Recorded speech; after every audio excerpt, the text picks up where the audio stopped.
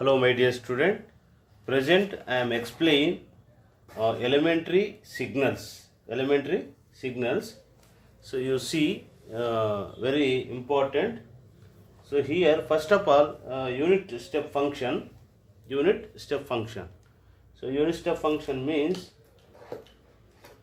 చూడండి మనం unit step function మన సిగ్నల్స్ ఎలా యూజ్ చేస్తాం అనేది యూనిట్ స్టెప్ ఫంక్షన్ స్టెప్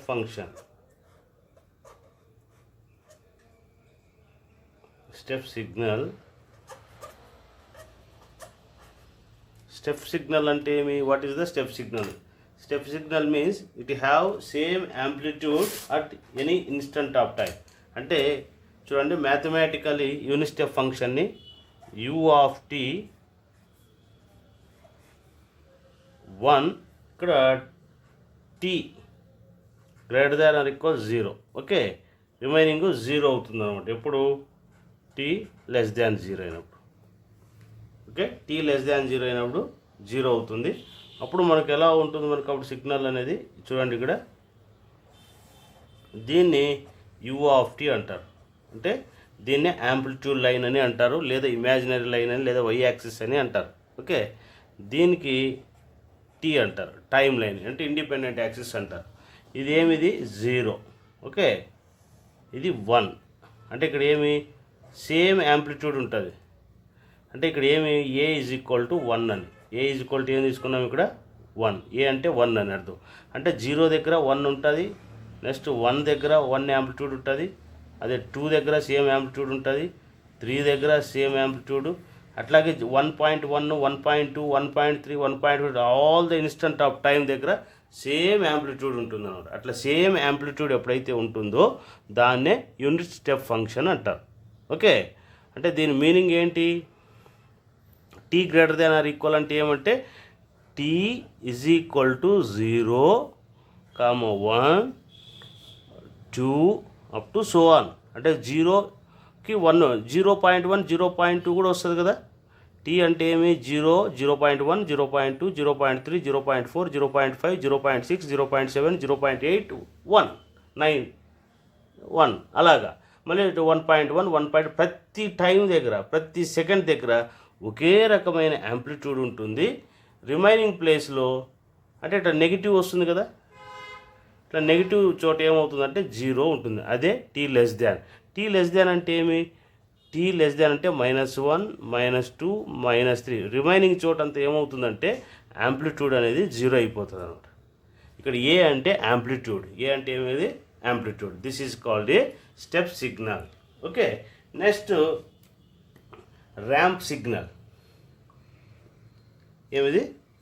అదేవిధంగా చూడండి, వీటిలో మనకు స్టెప్ సిగ్నల్ అనేది ఏదైతే ఉందో వీటిలో మనకు ర్యాంప్ సిగ్నల్ అనేది కూడా ఉంటుంది. అలా for example strip. Hello my dear student, చూడండి ఇక్కడ షిఫ్టింగ్ అంటే షిఫ్ట్ చేయడం. అంటే ఫర్ ఎగ్జాంపుల్ ఇక్కడ ఏమి 0 నుంచి 1, 2, 3 అన్ని చోట యాంప్లిట్యూడ్ సేమ్ ఉంది. ఇక్కడ a అనేది 1 అనుకోండి. ఓకే, ఇక్కడ ఏమి యాంప్లిట్యూడ్ అనేది ఫర్ ఎగ్జాంపుల్ ఇక్కడ 1 ఉందనుకోండి. ఏమి ఇక్కడ 1 ఉంది, కానీ ఎక్కడ ఉంది? ఇక్కడ ఇది 0 ఉంది, కానీ ఇక్కడ ఏ దగ్గరికి షిఫ్ట్ అయింది 1 అనేది. అంటే ఏమి 0 దగ్గర కూడా యాంప్లిట్యూడ్ ఇక్కడ ఏం లేదు కాబట్టి 0 అనే లెక్క. అందుకే u of t minus a is equal to 1 for t greater than a అయినప్పుడు మీకు 1 ఉంటుంది. ఒకవేళ ఏ కన్నా స్మాల్ వాల్యూస్ అయితే ఏ కన్నా స్మాల్ వాల్యూ అయితే 0 అవుతుంది. అందుకే దీన్ని ఏమంటారు? u of t minus a అని రాసుకోవచ్చు అనమాట. ఓకే, ఇప్పుడు దీని నుంచి సబ్ట్రాక్ట్ చేసామనుకోండి. ఇప్పుడు ఫర్ ఎగ్జాంపుల్ మనకి ఇక్కడ ఎంత మనకు ఈ ఫంక్షన్ రాయాలి. మనం ఈ ఫంక్షన్ రాయాలంటే మీరు సింపుల్గా ఏం చేస్తారంటే, ఇప్పుడు అలాంటి ఫంక్షన్ మనకు వచ్చినప్పుడు ఫర్ ఎగ్జాంపుల్ మనకి ఇలా ఉంది, సమ్ డెల్టా అనేది ఉందనుకోండి.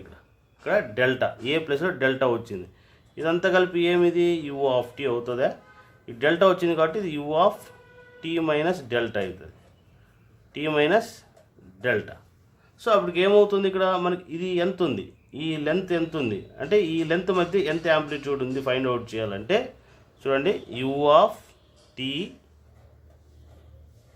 Minus u of t minus delta, u of t minus delta అనేది ఉంటుందన్నమాట. సో దీన్ని ఏమంటారంటే దీన్ని ఈ విధంగా రాసుకోవచ్చు. ఈ విధంగా రాసుకోవచ్చు అనమాట. అంటే ఇదే U of tea minus delta. So unit step ఫంక్షన్ని ఈ విధంగా మనం వాడుకోవచ్చు అనమాట. ఓకే, చూడండి మనకు ఇలా ఉంటే టీ ఈజ్ ఈక్వల్ టు 1. ఒకవేళ U of tea minus A వస్తే ఏకి షిఫ్ట్ అయిందని అర్థం. ఓకే, నెక్స్ట్ ఇది వచ్చారుగా U of tea minus delta అనమాట. ఓకే, సో యూ ఆఫ్ టీలో U of tea minus delta separate చేస్తే సరిపోతుంది. ఇప్పుడు ఫర్ ఎగ్జాంపుల్ మీకు ఒక ఎగ్జాంపుల్ ఇస్తున్నా.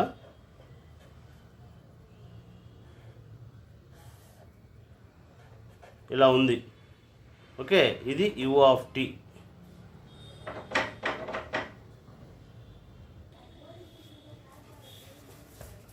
Hello my dear students, see the one of the example here given. ఇక్కడ ఏమిది మనకు 0 దగ్గర యాంప్లిట్యూడ్ ఎంత ఇచ్చాడు, U of T equal to 10 ఇచ్చాడు.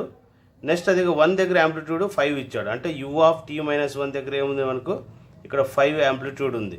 ఓకే, సో మనకు ఇన్ బిట్వీన్ మధ్య యాంప్లిట్యూడ్ ఏమొస్తుంది మనకు, ఫర్ ఎగ్జాంపుల్ ఇది కావాలి మనకు. ఈ మధ్య ఎంత ఉంటుంది ఫైండ్ అవుట్ చేయాలంటే మనకు ఆల్రెడీగా తెలుసు కాబట్టి U of tea minus U of tea minus 1 that is equal to U of T అంటే ఏముంది మనకి ఇక్కడ 10 ఉంది కాబట్టి 10 minus U of tea minus 1 అంటే 5 ఉంది, దట్ ఈజ్ ఈక్వల్ టు 5 వస్తుంది. అంటే 0కి 1కి ఇన్ బిట్వీన్ మధ్య మనకి యాంప్లిట్యూడ్ ఎంత వస్తుంది అంటే 10 మైనస్ 5 ఈక్వల్ టు 5 యాంప్లిట్యూడ్ వస్తుంది అనమాట. ఈ విధంగా మనము యూనిట్ స్టెప్ సిగ్నల్ని తీసుకోవాల్సి ఉంటుందన్నమాట. Okay, I will explain another problem. So unit step function అనేది ఇలాగా మనకు ఉంటుంది.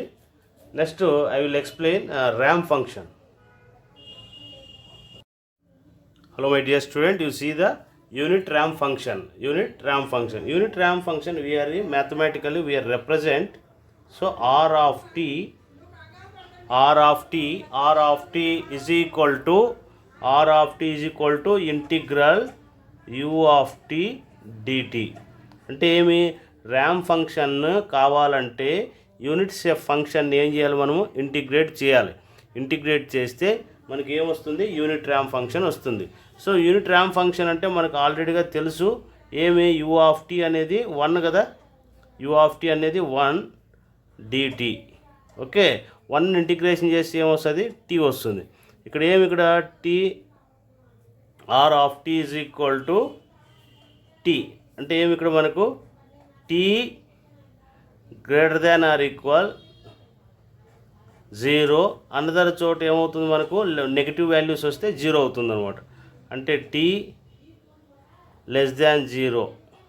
ఓకే, 0 కన్నా తక్కువ ఉన్నప్పుడు టీ 0 అవుతుంది. దీని మీనింగ్ ఏమి, T is equal to -1 -2 -3.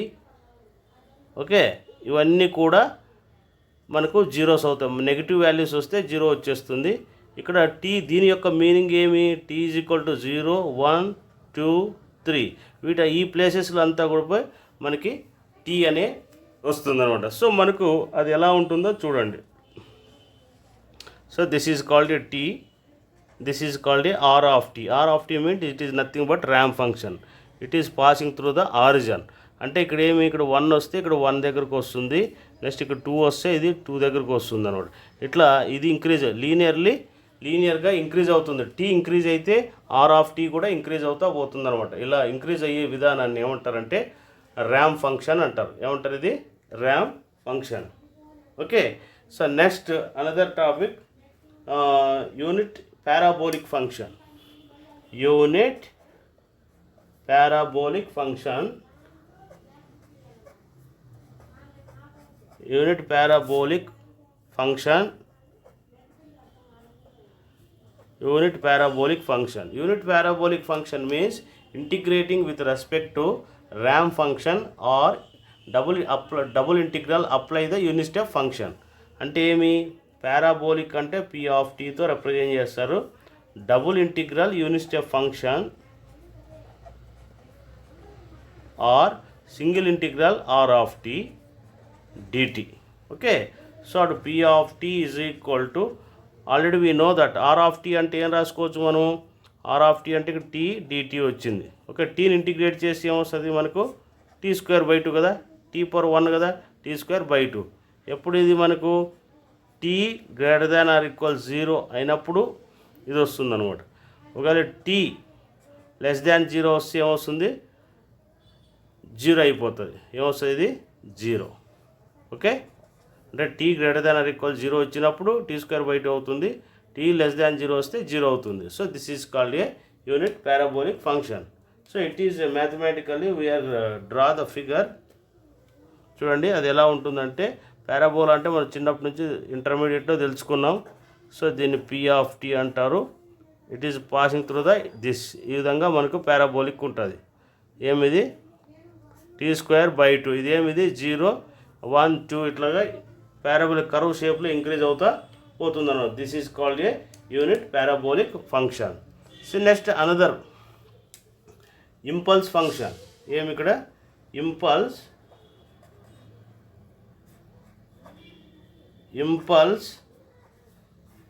Function. Impulse function means only it have the magnitude at only 0.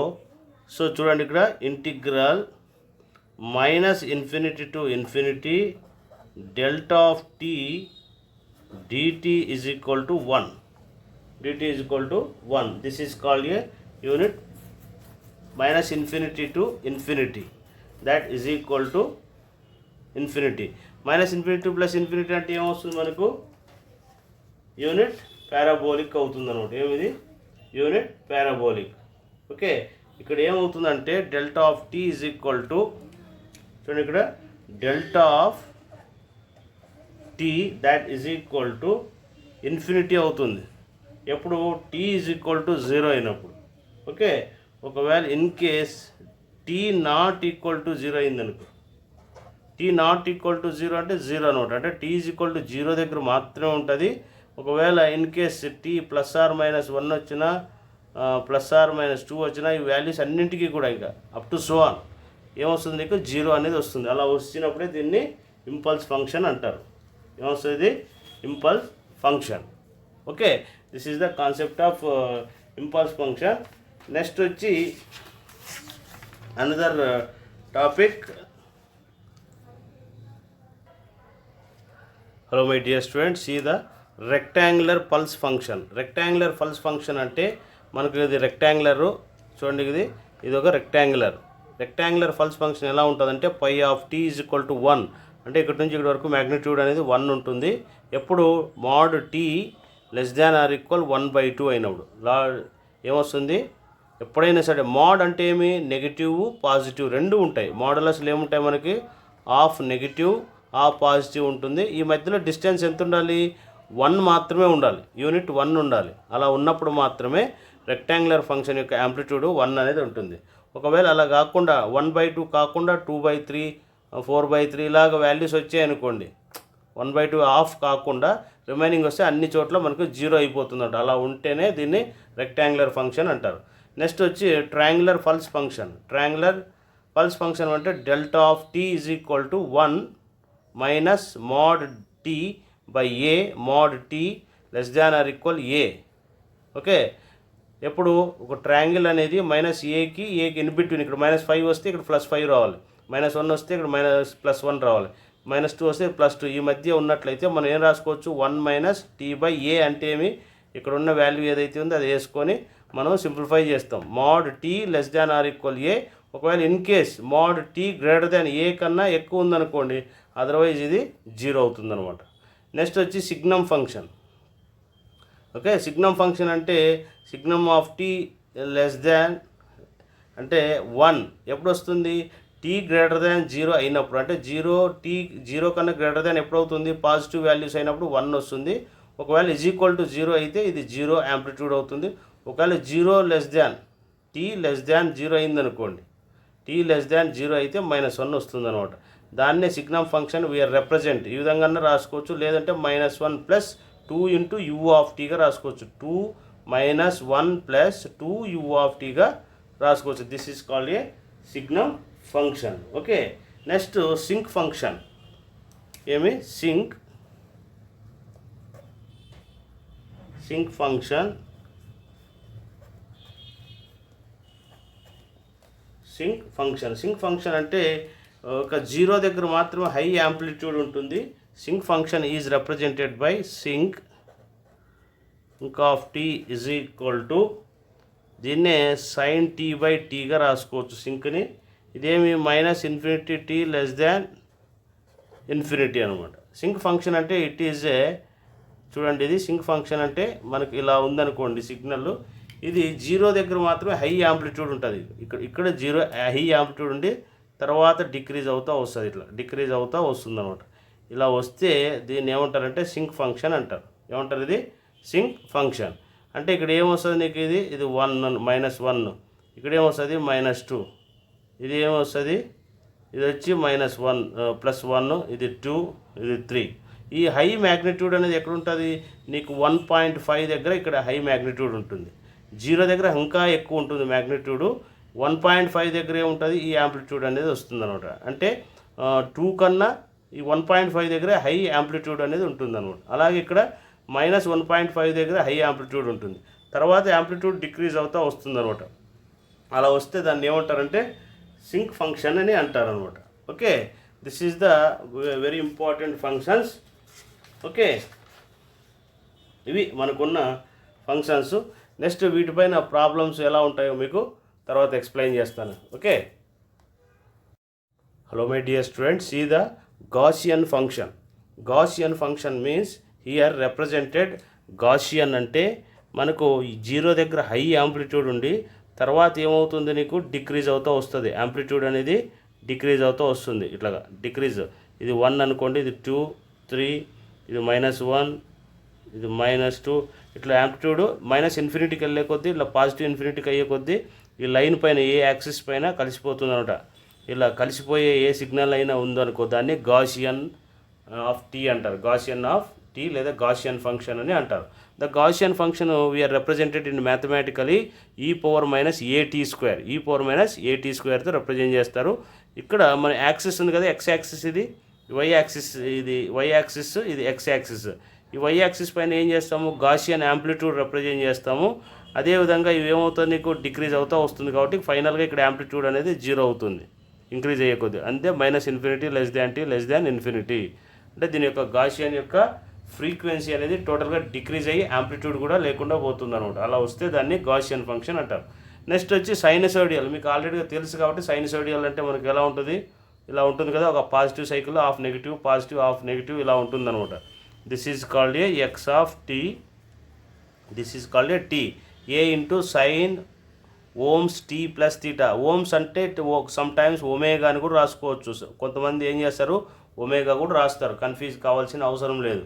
Okay, ఇక్కడ సైకిల్కి ఒక సైకిల్ రావడానికి this is positive half cycle అంటారు. ఇది పాజిటివ్ హాఫ్ సైకిల్, ఇది నెగిటివ్ హాఫ్ సైకిల్. దీని మధ్య టైం పీరియడ్ ఎంత ఉంది మనకు, 2π ఉంటుందన్నమాట. ఎంత ఉంటుంది, 2π రేడియన్స్ ఉంటుందన్నమాట. ఏమొస్తుంది, ఇది 2π రేడియన్స్.